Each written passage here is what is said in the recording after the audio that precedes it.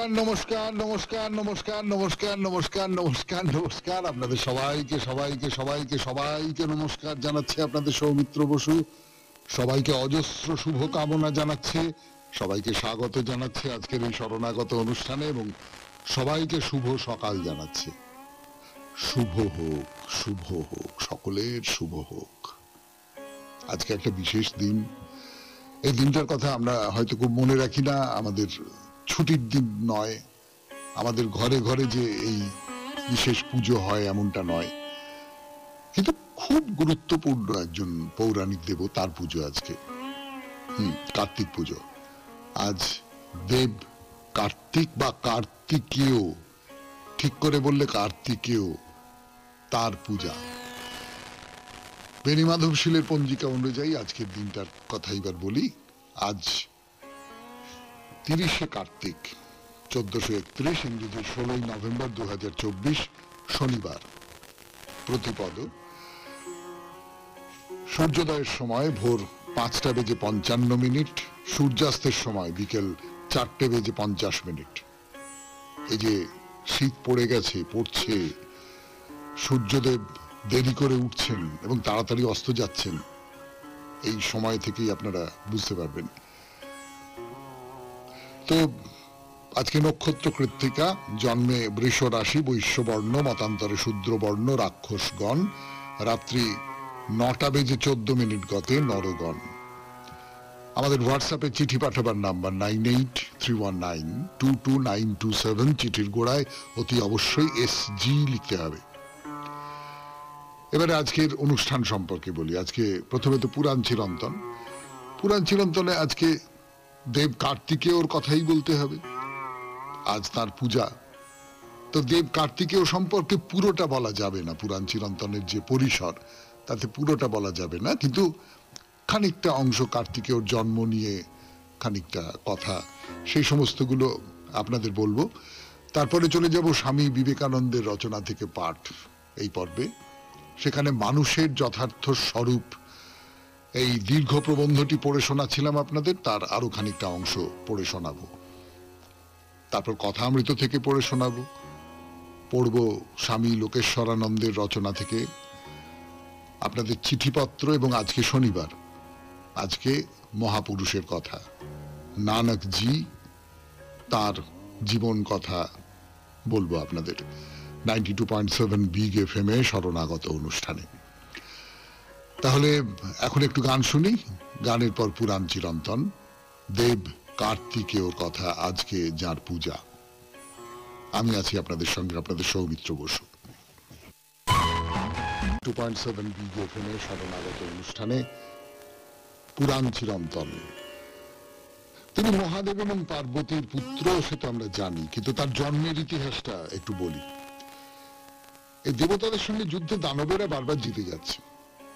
তো ইন্দ্র খুব চিন্তিত, দেবরাজ ইন্দ্র। ভালো সেনাপতি দরকার, কোথা থেকে পাওয়া যাবে একজন ভালো সেনাপতি? তাই ইন্দ্র মানস পর্বতে ঘুরে বেড়াচ্ছেন, এমন সময় কোন মেয়ে আর্তনাদ করছে। তাড়াতাড়ি গেলেন, গিয়ে দেখলেন কেশী নামে একজন দৈত্য, সে প্রজাপতির কন্যা, তার নাম হচ্ছে দেবসেনা। সে দেবসেনাকে হরণ করবার চেষ্টা করছে। ইন্দ্র তো সে কেশী দানবের হাত থেকে দেবসেনাকে উদ্ধার করলেন, করে ব্রহ্মার কাছে তাকে নিয়ে গেলেন।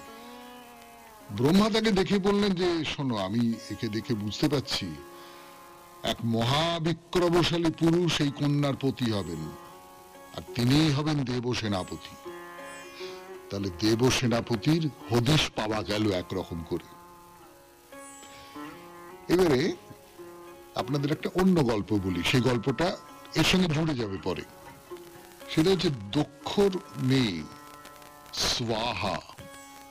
এই স্বাহা অগ্নিকে তার খুব পছন্দ, তিনি অগ্নিকে খুব কামনা করেন। পুরাণে আপনারা দেখবেন যে এরকম কোন নারী যদি কোনো পুরুষকে কামনা করেন মনে মনে, তাহলে তিনি সেটা প্রকাশ করে দেন। আমরা সেই দেবযানী শর্মিষ্ঠার গল্প জানি, এই সমস্ত তো পুরাণ চিরন্তনে বলা হয়েছে।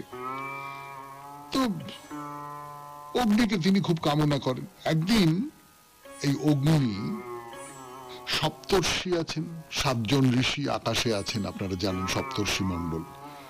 সেই সপ্তর্ষিদের যারা স্ত্রী, তাদের দেখে তার খুব কামনা জাগে, খুব ইচ্ছা জাগে।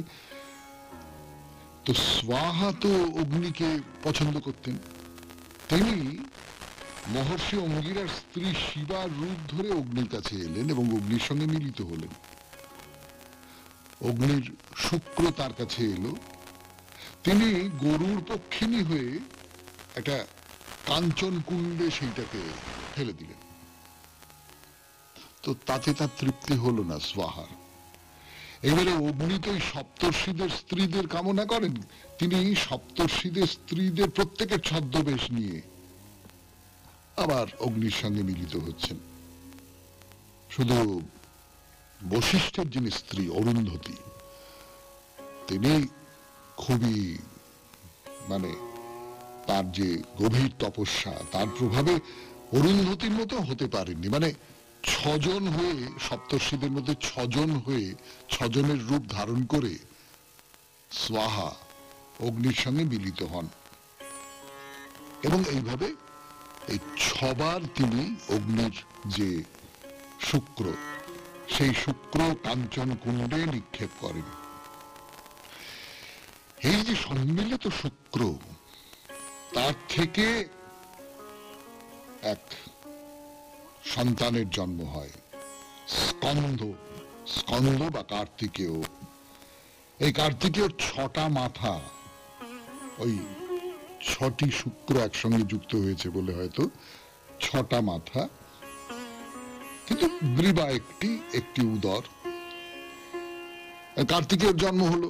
কার্তিকেয়র জন্ম হওয়ার পরে যে সপ্তর্ষিরা, তারা বললেন যে না, স্ত্রীদের বললেন যে তোমরা গোপনে অগ্নির সঙ্গে মিলিত হয়েছ, তোমাদের আমরা ত্যাগ করলাম। স্বাহা বারবার করে বললেন যে না না না না, আপনারা ভুল করছেন, আপনারা নিজেদের স্ত্রীর প্রতি অন্যায় করছেন। স্কন্দ আমার পুত্র, একমাত্র আমার পুত্র। তো মহামুনি বিশ্বামিত্রর কাছে গেলেন। বিশ্বামিত্র জানতেন পুরো ব্যাপারটা। বিশ্বামিত্র বললেন যে হ্যাঁ, ব্যাপারটা হলো এই, স্বাহা এদের প্রত্যেকে ছদ্মবেশ ধরে অগ্নির সঙ্গে মিলিত হয়েছে, আপনাদের স্ত্রীদের কোনো অপরাধ নেই। কিন্তু সপ্তর্ষিরা তাদের কথা বিশ্বাস করলেন না। 92.7 বিগ FM এ শরণাগত অনুষ্ঠানে শুনছেন পুরাণ চিরন্তন, দেব কার্তিকেয়র জন্ম কথা। ফিরে আসছি গানের পর। তো বা কার্তিকেয় যা কিছু বলুন না কেন, তার তো জন্ম হলো। তো স্কন্দের বৃত্তান্ত শুনে দেবতারা বললেন একে বধ করতে হবে, কারণ ভয়ঙ্কর শক্তিশালী হয়ে উঠেছে, ভয়ঙ্কর শক্তিশালী। দেবতারা ভয় পাচ্ছেন। ইন্দ্র বললেন যে না না না, এটা আমি করতে পারবো না, আমি সাহস পাবো না। তখন দেবতারা একে মারবার জন্য লোকমাতা, যারা শিবের অনুচরী, মাতৃকা, তাদের বললেন যে একে মেরে এসো। কিন্তু মাতৃকারা গেলেন, গিয়ে দিলেন একটা ছোট্ট ছেলে, বাচ্চা ছেলে। মেয়েদের মন, তাদের মনের মধ্যে যে মাতৃভাব, সেইটা জেগে উঠল। তারা নিজেদের স্তন্যপান করালেন সেই বাচ্চাকে। তখন বলেন না, তো এই তো মহাবিপদ, মাতৃকাদের দিয়েও হলো না। তখন ইন্দ্র সদল বলে অগ্রসর হলেন স্কন্দকে পরাজিত করবার জন্য। কিন্তু স্কন্দ তো অগ্নির ছেলে, স্কন্দের মুখ থেকে আগুন বেরোতে আরম্ভ করলো এবং দেবতাদের সৈন্যরা একেবারে দগ্ধ করে ফেললো তাদের। তখন ইন্দ্র বজ্র নিক্ষেপ করলেন। তো এই কার্তিকেয়র যে ডান দিকটা, সেইটা বিদীর্ণ হয়ে বিশাখ, বিশাখ হচ্ছে কার্তিকেয়র আর একটা নাম। বিশাখ নামে এক যুবকের জন্ম হলো, কাঞ্চন বর্ণ যুবক। তখন দেবরাজ ভীত হয়ে কার্তিকেয়কে দেব সেনাপতি পদে বরণ করলেন। আর রুদ্রকে অগ্নি বলা হয়, সেই জন্যে কার্তিকেয় মহাদেবের পুত্র। মহাদেব অগ্নির শরীরে প্রবেশ করে এই পুত্র উৎপাদন করেছিলেন। স্কন্দ দেব সেনাপতি পদে নিযুক্ত হবার পর ইন্দ্র এর হাতে সমস্ত দেব সেনাকে সমর্পণ করলেন। তারপর দেবাসুরের যুদ্ধে কার্তিক সেনাপতি রূপে যুদ্ধে অগ্রসর হলেন। সমস্ত দানবকে নষ্ট করলেন, বিনষ্ট করলেন এবং দানবদের নিহত করে তিনি দেবতাদের রক্ষা করলেন। এই হলো কার্তিকেয়র গল্প। আজকে তার পূজার দিন। 92.7 বিগ এফএম এ শরণাগত অনুষ্ঠানে দেব কার্তিকেয়র কথা শুনলেন। এরপর স্বামী বিবেকানন্দের রচনা থেকে পাঠ, মানুষের যথার্থ স্বরূপ। ফিরে আসছি গানের পর। বেশ কথা শুরু 92.7 বিগ এফএম এ শরণাগত অনুষ্ঠানে স্বামী বিবেকানন্দের রচনা থেকে পাঠ, মানুষের যথার্থ স্বরূপ। আর এক প্রশ্ন, এই ভাব কি কার্যে পরিণত করা সম্ভব? বর্তমান সমাজে ইহা কি কার্যে পরিণত করা যাইতে পারে? তাহার উত্তর এই, সত্য প্রাচীন বা আধুনিক কোন সমাজকে সম্মান করে না, সমাজকেই সত্যের প্রতি সম্মান প্রদর্শন করিতে হইবে। নতুবা সমাজ ধ্বংস হোক, সত্যের উপরই সকল সমাজ গঠিত হইবে। সত্য কখনো সমাজের সহিত আপোষ করিবে না। নিঃস্বার্থতার ন্যায় একটি মহৎ সত্য যদি সমাজে কার্যে পরিণত না করা যায়, তবে বরং সমাজ ত্যাগ করিয়া বনে গিয়া বাস করো, তাহা হইলেই বুঝিব তুমি সাহসী। সাহস দুই প্রকারের। এক প্রকারের সাহস কামানের মুখে যাওয়া, আর এক প্রকার আধ্যাত্মিক দৃঢ় প্রত্যয়ের সাহস। একজন দিগ্বিজয়ী সম্রাট একবার ভারতবর্ষ আক্রমণ করেন। তাহার গুরু তাহাকে ভারতীয় সাধুদের সহিত সাক্ষাৎ করিতে বলিয়া দিয়াছিলেন।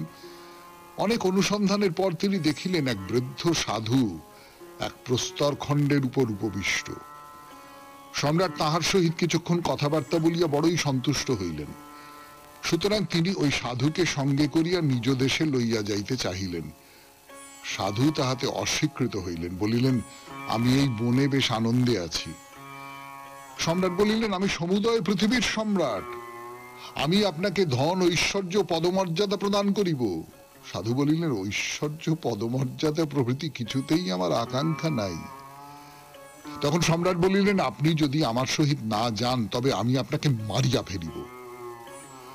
সাধু তখন উচ্চ হাস্য করিয়া বলিলেন, মহারাজ, তুমি যত কথা বলিলে তন্মধ্যে ইহাই দেখিতেছি মহামূর্খের মতো কথা। তুমি আমাকে সংহার করিতে পারো না, সূর্য আমায় শুষ্ক করিতে পারে না, অগ্নি আমায় পোড়াইতে পারে না, কোনো যন্ত্র আমাকে সংহার করিতে পারে না, কারণ আমি জন্মরহিত, অবিনাশী, নিত্য বিদ্যমান, সর্বব্যাপী, সর্বশক্তিমান আত্মা। ইহা আর এক প্রকারের সাহসিকতা। 1857 খ্রিস্টাব্দে সিপাহী বিদ্রোহের সময় একটি মুসলমান সৈনিক একজন মহাত্মা সন্ন্যাসীকে প্রচন্ডভাবে অস্ত্রাঘাত করে। হিন্দু বিদ্রোহীগণ ওই মুসলমানকে সন্ন্যাসীর নিকট ধরিয়া আনিয়া বলিল, বলেন তো ইহাকে হত্যা করি। কিন্তু সন্ন্যাসী তাহার দিকে ফিরিয়া, ভাই, তুমি সেই বলিতে বলিতে দেহত্যাগ করিলেন। এও এক প্রকার সাহসিকতা। যদি এমন ভাবে সমাজ গঠন না করিতে পারো যাহাতে সেই সর্বোচ্চ সত্য স্থান পায়, তাহা হইলে তোমরা বাহুবলের কি গৌরব করো? তাহা হইলে তোমরা তোমাদের পাশ্চাত্য প্রতিষ্ঠানগুলির কি গৌরব করো?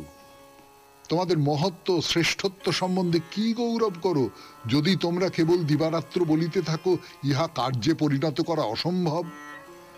টাকা আনা পাই ছাড়া আর কিছুই কি কার্যকর নহে?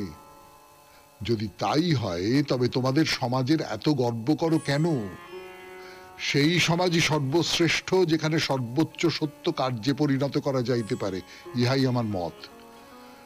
আর যদি সমাজ উচ্চতম সত্যের উপযুক্ত না হয় তবে উহাকে উপযুক্ত করিয়া লও, যত শীঘ্র করিতে পারো ততই মঙ্গল। হে নরনারীগণ, এই ভাব লইয়া দণ্ডায়মান হও, সত্যে বিশ্বাসী হইতে সাহসী হও, সত্য অভ্যাস করিতে সাহসী হও। জগতে কয়েকশত সাহসী নরনারী প্রয়োজন। সাহসী হওয়া বড় কঠিন। সেই সাহসিকতা অভ্যাস করো, যে সাহসিকতা সত্যকে জানিতে চায় এবং জীবনে সেই সত্য দেখাইতে পারে, যাহা মৃত্যুকে ভয় পায় না, যাহা মৃত্যুকে স্বাগত বলিতে পারে, যাহাতে মানুষ জানিতে পারে সে আত্মা আর সমুদয় জগতের মধ্যে কোনো অস্ত্রেরই সাধ্য নাই তাহাকে সংহার করে। সমুদয় মিলিত বজ্রশক্তিরও সাধ্য নাই তাহাকে সংহার করে, জগতের সমুদয় অগ্নির সাধ্য নাই তাহাকে দগ্ধ করিতে পারে। তবেই তুমি মুক্ত পুরুষ, তবেই তুমি তোমার প্রকৃত স্বরূপ জানিতে পারিবে। ইহা এই সমাজে, প্রত্যেক সমাজেই অভ্যাস করিতে হইবে। আত্মা সম্বন্ধে প্রথমে শ্রবণ, পরে মনন, তৎপরে নিদিধ্যাসন করিতে হইবে। শুনলেন স্বামী বিবেকানন্দের রচনা থেকে পাঠ 92.7 বিগ এফএম এ শরণাগত অনুষ্ঠানে। এরপর কথামৃত। আমি আছি আপনাদের সঙ্গে, আপনাদের সৌমিত্র বসু। এফএম এ শরণাগত অনুষ্ঠান শুনছেন। এখন কথামৃত থেকে পাঠ পাঠ করে শোনাবো আমি, আপনাদের সৌমিত্র বসু। এই যে ঠাকুরের সম্পর্কে বলতে গিয়ে যেটা বলা হচ্ছে যে যা কিছু দেখেন, যা কিছু দেখেন সেই সমস্ত কিছুর সঙ্গেই কিন্তু আধ্যাত্মিকতাকে যুক্ত করে দিতে পারেন। বলছিলাম আপনাদের যে জাদুঘরে গেছেন, সেখানে ফসিল দেখেছেন, ফসিল দেখে তার সাধু সঙ্গের উপমা মনে এলো। পাথরের কাছে থেকে থেকে পাথর হয়ে গেছে, তেমনি সাধুর কাছে থাকতে থাকতে সাধু হয়ে যায়। আমি এর আগের দিন বলছিলাম, আপনাদের হয়তো মনে পড়ে যেতেও পারে। সেটা হচ্ছে যে একজন মানুষ যিনি কোনো একটা বিশেষ ভাবরাজ্যের মধ্যে বাস করছেন, সেই ভাবরাজ্যটা আধ্যাত্মিক হতে পারে, সেই ভাবরাজ্যটা অন্য যে কোনো ক্ষেত্রে হতে পারে। তার সমস্ত উপমা, তার সমস্ত মনটা তো তার ভেতরে রয়েছে। তিনি যা কিছু দেখেন তার সঙ্গে ওই ওই যে ভাবরাজ্যের মধ্যে তিনি বাস করেন সেই ভাবরাজ্যের সঙ্গে তার একটা যোগ তৈরি হয়ে যায়। ঠাকুরের মধ্যে সেইটা আছে আর কি। সে একটা অদ্ভুত ব্যাপার, মানে যে কোনো কিছুর থেকে তিনি একটা আধ্যাত্মিক উপমা বার করে নিতে পারেন, এবং সেই উপমাগুলো যখন আমরা কথামৃতে পড়ি তখন আমাদের আশ্চর্য বলে মনে হয়।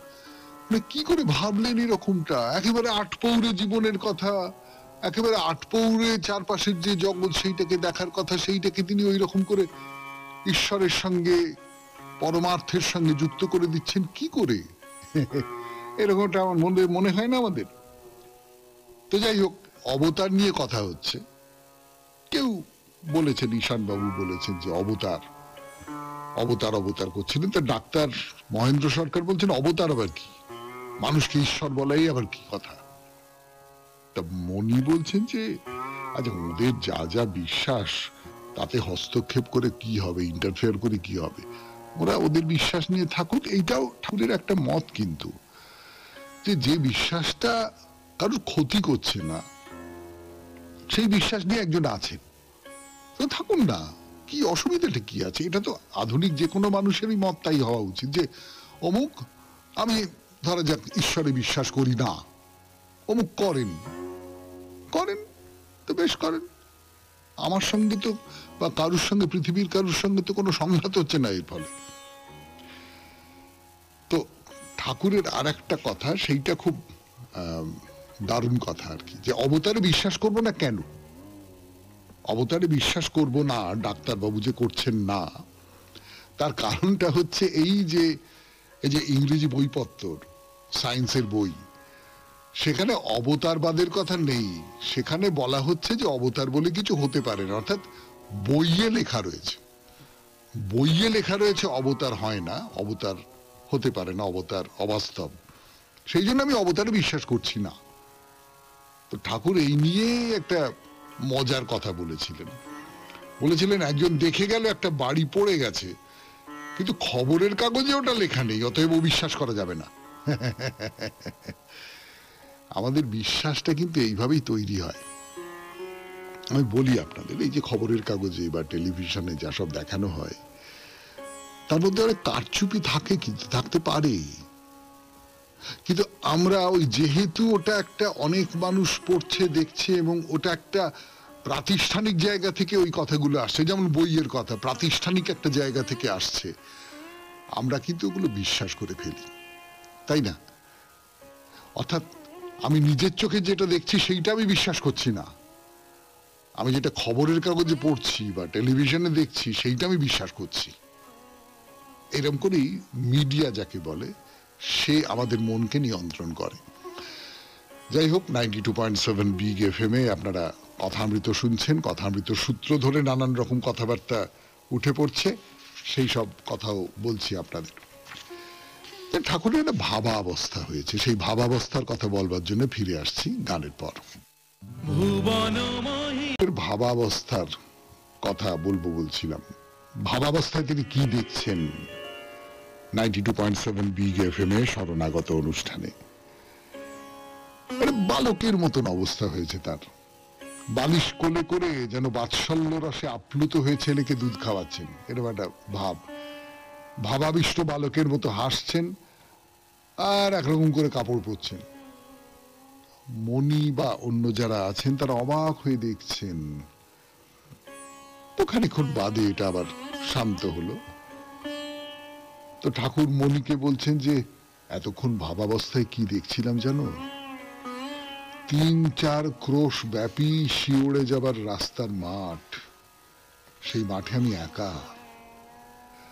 সেই যে 15-16 বছরের ছোকরার মতো পরমহংস বটতলায় দেখেছিলাম, আবার ঠিক সেই রকম দেখলাম। চারদিকে আনন্দের কুয়াশা। কি ভালো কথাটা না, আনন্দের কুয়াশা। তারই ভেতর থেকে 13-14 বছরের একটা ছেলে উঠলো, মুখটা দেখা যাচ্ছে পূর্ণ রূপ। পূর্ণকে ঠাকুর খুব ভালোবাসতেন, বাচ্চা ছেলে, কম বয়সী ছেলে, ঠাকুরের কাছে খুব আসতো, সাধনায় অনেকটা পর্যন্ত এগিয়ে গিয়েছিল। তো পূর্ণ দুজনেই দিগম্বর। তারপর আনন্দে মাঠে দুজনে দৌড়দৌড়ি আর খেলা। দৌড়দৌড়ির পরে পূর্ণর জলতৃষ্ণা পেল, সে একটা পাত্রে করে জল খেলে, জল খেয়ে আমায় দিতে আসে। আমি বললাম, ভাই তোর এঁটো খেতে পারবো না। তখন সে হাসতে হাসতে গিয়ে গ্লাসটি ধুয়ে আর এক গ্লাস জল এনে দিল। এই হচ্ছে, একে কি বলবেন, স্বপ্ন। যদি স্বপ্ন বলেন তাহলে স্বপ্ন হতেই পারে, কিন্তু এইটা কোথাও একটা, ঠাকুর তো জাগ্রত অবস্থায় বসে আছেন, তো বসে বসে একটা ভাবের ঘোর চলে এসেছে তার মধ্যে, এবং তার মধ্যে তিনি এইটা দেখছেন। দিগম্বর হয়ে আছেন দুজনে, দিগম্বর হয়ে আছেন, অর্থাৎ কোথাও কোনো রকমের কোনো আবরণ নেই, আবরণহীন অবস্থায় আনন্দের সাগরে ভেসে চলেছেন। এবং তৃষ্ণা, পূর্ণ জল খেলো, ঠাকুর বললেন যে না, আমি তোর এঁটো খেতে পারবো না। তারপরেই স্বপ্ন ভেঙে গেল। স্বপ্ন বলুন, ভাবাবেশ বলুন, যা কিছু বলুন না কেন। তো আবার বলতে বলতে সমাধিস্থ হয়ে পড়লেন। আবার মনির সঙ্গে কথা বলছেন, বলছেন আমার অবস্থা বদলাচ্ছে, প্রসাদ খাওয়া উঠে গেল, সত্য মিথ্যা এক হয়ে যাচ্ছে। আবার কি দেখছিলাম জানো? ঈশ্বরীয় রূপ, ভগবতী মূর্তি, পেটের ভেতর ছেলে, তাকে বার করে আবার গিলে ফেলছে। ভেতরে যতটা যাচ্ছে ততটা শূন্য হয়ে আমায় দেখাচ্ছে যে সব শূন্য। যেন বলছে লাগ লাগ লাগ লাগ লাগ, ভেলকি লাগ।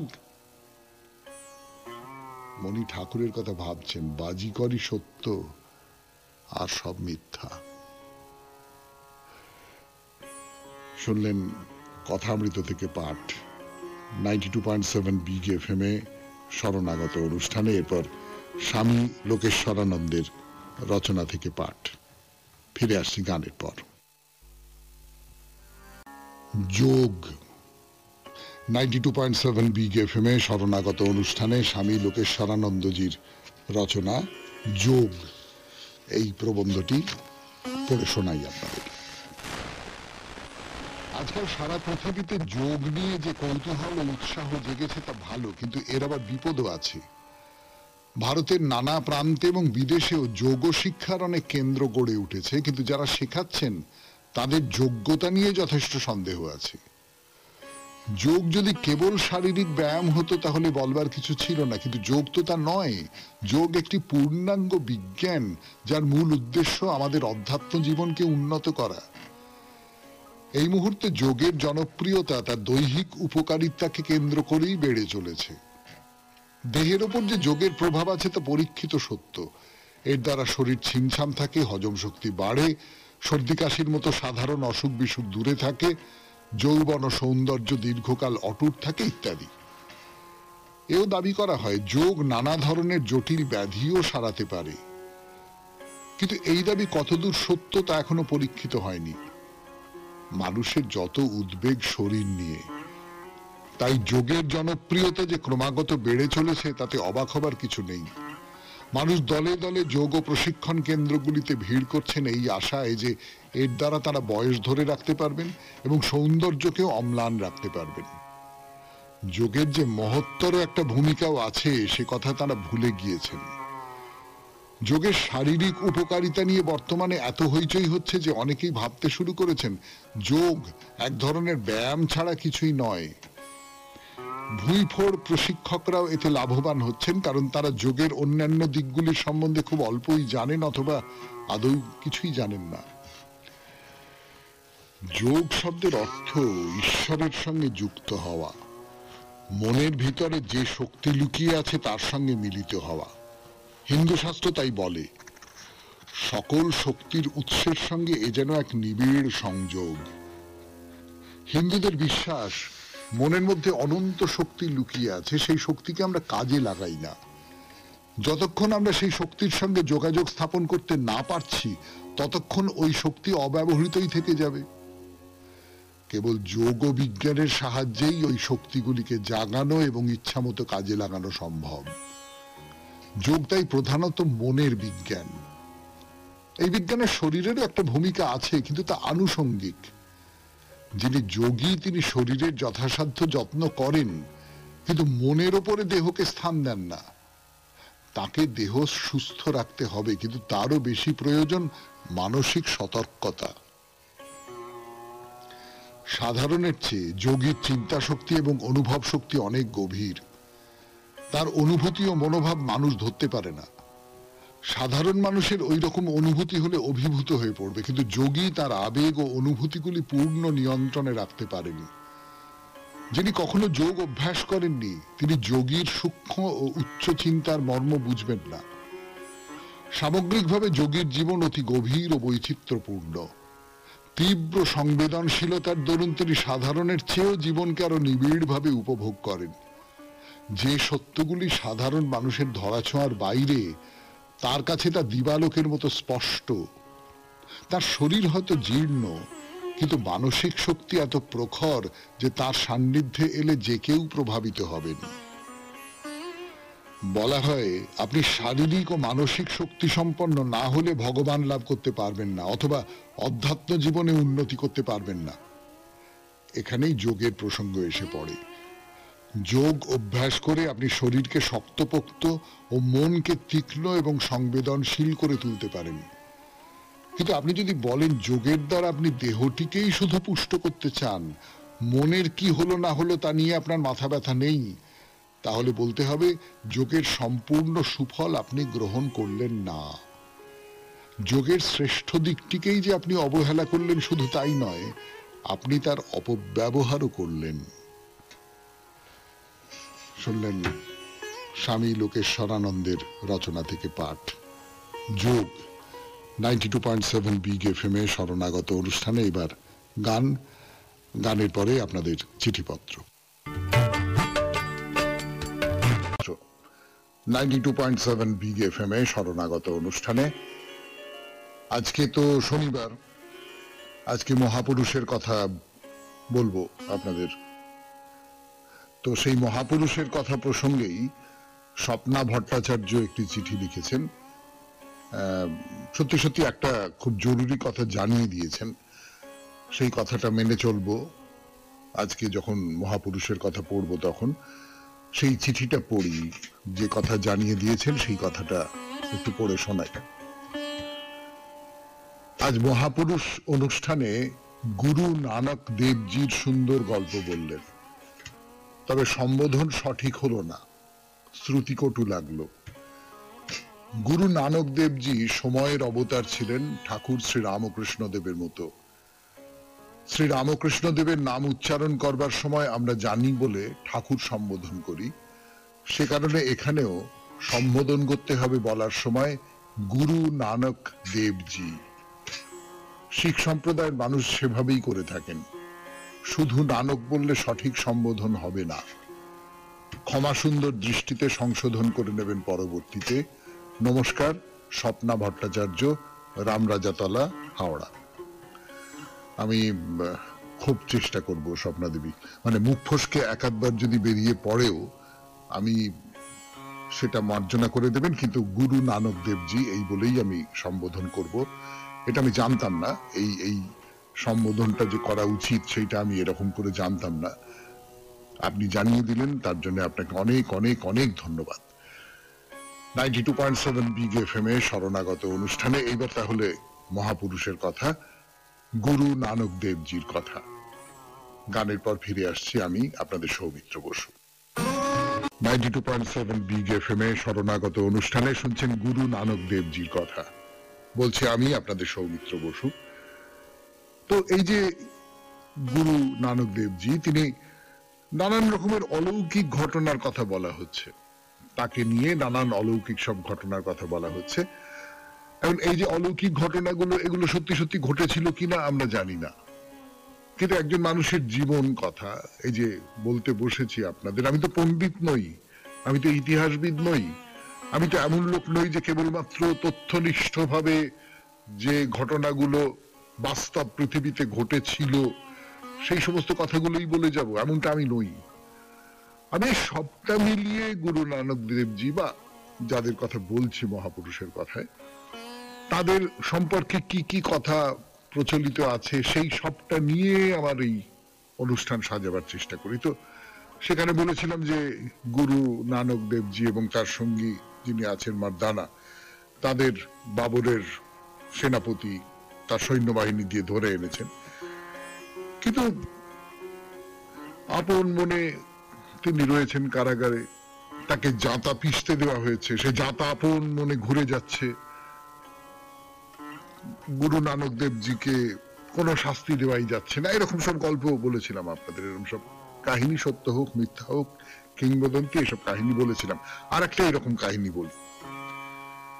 তো গুরু নানক দেবজি তিনি ঠিক করেছেন যে মুসলমানদের পবিত্র তীর্থস্থান মক্কা আর মদিনায় যাবেন। তো এবারে তার সঙ্গী হন পীর সৈয়দ আহমেদ হাসান ও পীর জালাল উদ্দিন।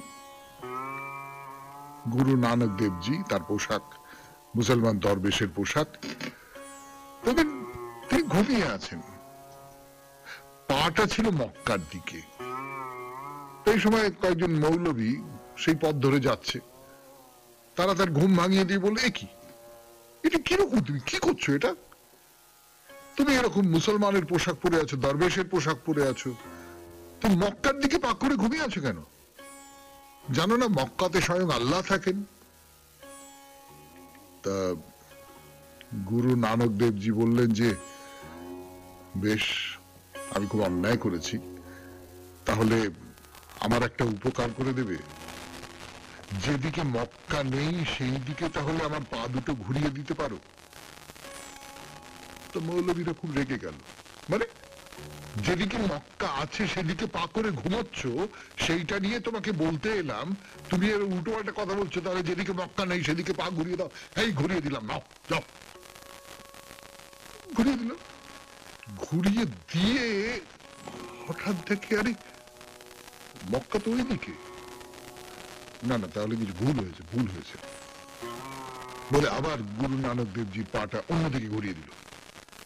আরে মক্কা তো ওই দিকে। আমার নিজের ধারণা, এবং আপনারাও নিশ্চয়ই তাই মনে করবেন, যে এটা কাহিনী। এইরকম কাহিনীর ভেতর দিয়ে আসলে এই গুরু নানক দেবজি বা তার অনুসারী যারা বা ভক্ত মানুষ যারা, তারা কি কথা বলতে চাইছেন সেটা আপনারা খুব সহজেই ধরতে পাচ্ছেন। সেটা বুঝতে পারাটা কঠিন কিছু নয়। সেটা হচ্ছে সব দিকেই তো তিনি আছেন, ঈশ্বর কি কোনো একটা দিকে আছেন? মক্কা যেদিকে সেই দিকে ঈশ্বর আছেন, তার বাইরে আর কোথাও ঈশ্বর নেই? এটা তো হতে পারে না। ঈশ্বরের আসন চারদিকেই পাতা আছে, তাহলে কোথায় প্রণাম রাখবো? এইরকম একটা কবিতা আছে না, তোমার পায়ের পাতা চারদিকে পাতা, কোনখানে রাখবো প্রণাম? তুমি ঈশ্বর বলুন, আল্লাহ বলুন, গড বলুন, যা কিছু বলুন না কেন, তিনি সব জায়গায় রয়েছেন। কোথায় আমি কোন দিকে পা দিলে তার দিকে পা দেওয়া হবে না, তা তো বুঝতে পারা যায় না। তো মৌলবীরা আর কোনো কথা বলতে পারে না। তো গুরু নানক দেবজি তাদের বললেন যে আল্লাহ তো শুধু মক্কায় নেই, সর্বত্র আছেন। তো মক্কা মদিনা পার হয়ে তিনি গেলেন প্যালেস্তাইনে। যেখানেই যান সেখানেই ধর্মের কথা বলেন, মানুষের মিলনের কথা বলেন, বিশ্বাসের কথা বলেন, ভক্তির কথা বলেন, বলেন সবাইকে ভালোবাসো, সবাইকে ভালোবাসো। এইটা হচ্ছে সমস্ত সাধনার একেবারে সার, সবাইকে ভালোবাসো। তো এরকম করে দীর্ঘদিন ধরে তিনি ঘুরে বেরিয়েছেন নানান দেশে, নানান দেশে ধর্ম প্রচার করেছেন, ভালোবাসার কথা প্রচার করেছেন।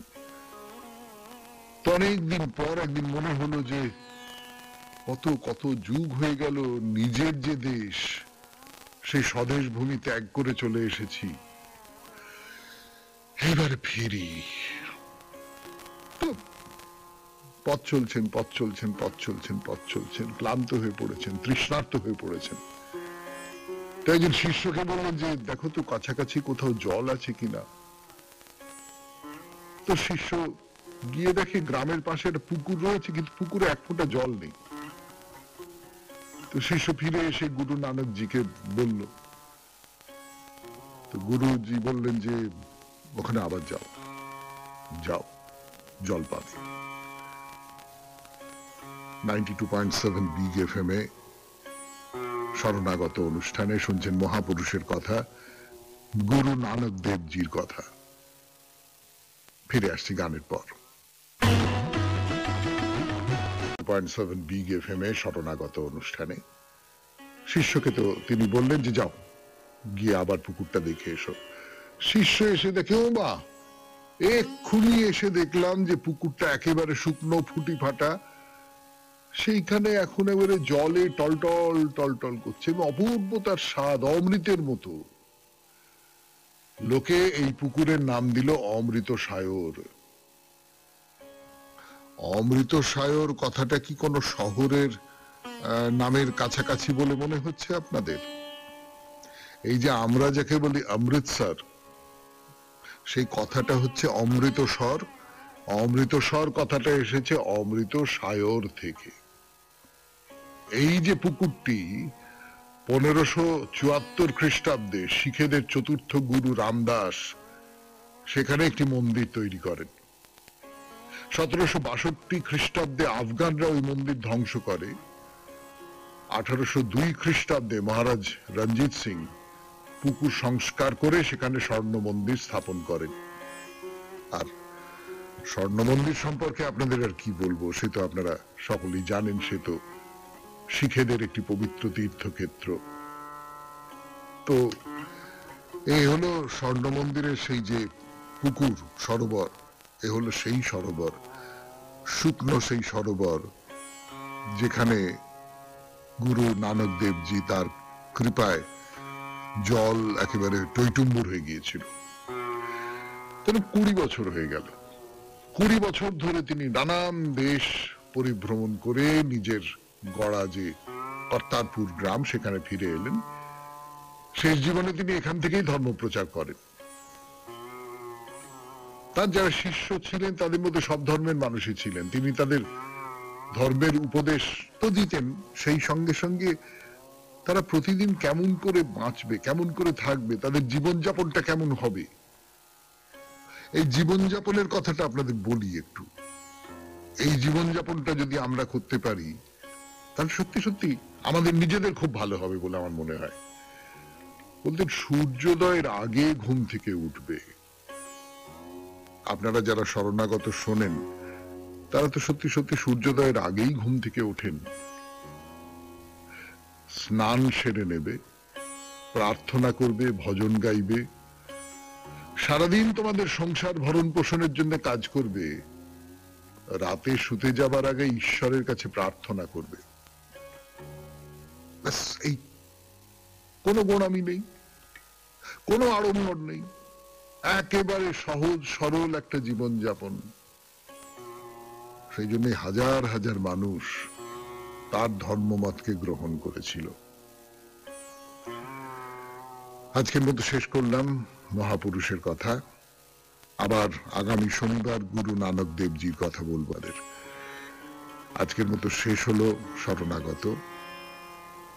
আমাদের হোয়াটসঅ্যাপে চিঠি পাঠাবার নাম্বার 98 319222927 চিঠির গোড়ায় অতি অবশ্যই SG লিখতে হবে। খুব ভালো থাকবেন, আনন্দে থাকবেন। নমস্কার। নমস্কার নমস্কার নমস্কার নমস্কার নমস্কার নমস্কার নমস্কার আপনাদের সবাইকে সবাইকে সবাইকে সবাইকে নমস্কার জানাচ্ছে আপনাদের সৌমিত্র বসু। সবাইকে অজস্র শুভ কামনা জানাচ্ছে, সবাইকে স্বাগত জানাচ্ছে আজকের এই শরণাগত অনুষ্ঠানে এবং সবাইকে শুভ সকাল জানাচ্ছে। শুভ হোক, শুভ হোক, সকলের শুভ হোক। আজকে একটা বিশেষ দিন। এই দিনটার কথা আমরা হয়তো খুব মনে রাখি না, আমাদের ছুটির দিন নয়, আমাদের ঘরে ঘরে যে এই বিশেষ পুজো হয় এমনটা নয়, কিন্তু খুব গুরুত্বপূর্ণ একজন পৌরাণিক দেব, তার পুজো আজকে। কার্তিক পুজো। আজ দেব কার্তিক বা কার্তিকেয়, ঠিক করে বললে কার্তিকেয়, তার পূজা। বেণী মাধবশীলের পঞ্জিকা অনুযায়ী আজকের দিনটার কথা এবার বলি। আজ 30শে কার্তিক, 1431, ইংরেজি 16ই নভেম্বর 2024, শনিবার। প্রতিপদ। সূর্যোদয়ের সময় ভোর 5:55, সূর্যাস্তের সময় বিকেল 4:50। এই যে শীত পড়ে গেছে, পড়ছে, সূর্যদেব দেরি করে উঠছেন এবং তাড়াতাড়ি অস্ত যাচ্ছেন, এই সময় থেকেই আপনারা বুঝতে পারবেন। তো আজকে নক্ষত্র কৃত্তিকা, জন্মে বৃষ রাশি, বৈশ্যবর্ণ, মতান্তরে শূদ্রবর্ণ, রাক্ষসগণ, রাত্রি 9:14 গতে নরগণ। আমাদের হোয়াটসঅ্যাপে চিঠি পাঠাবার নাম্বার 9831922927, চিঠির গোড়ায় অতি অবশ্যই SG লিখতে হবে। এবারে আজকের অনুষ্ঠান সম্পর্কে বলি। আজকে প্রথমে তো পুরাণ চিরন্তন। পুরাণ চিরন্তনে আজকে দেব কার্তিকেয়র কথাই বলতে হবে। আজ তার পূজা। তো দেব কার্তিকেয় সম্পর্কে পুরোটা বলা যাবে না, পুরাণ চিরন্তনের যে পরিসর তাতে পুরোটা বলা যাবে না, কিন্তু খানিকটা অংশ কার্তিকেয়র জন্ম নিয়ে খানিকটা কথা, সেই সমস্তগুলো আপনাদের বলবো। তারপরে চলে যাব স্বামী বিবেকানন্দের রচনা থেকে পাঠ এই পর্বে। সেখানে মানুষের যথার্থ স্বরূপ, এই দীর্ঘ প্রবন্ধটি পড়ে শোনাচ্ছিলাম আপনাদের, তার আরো খানিকটা অংশ পড়ে শোনাবো। তারপর কথামৃত থেকে পড়ে শোনাবো। পড়ব স্বামী লোকেশ্বরানন্দের রচনা থেকে, আপনাদের চিঠিপত্র, এবং আজকে শনিবার, আজকে মহাপুরুষের কথা, নানকজি, তার জীবন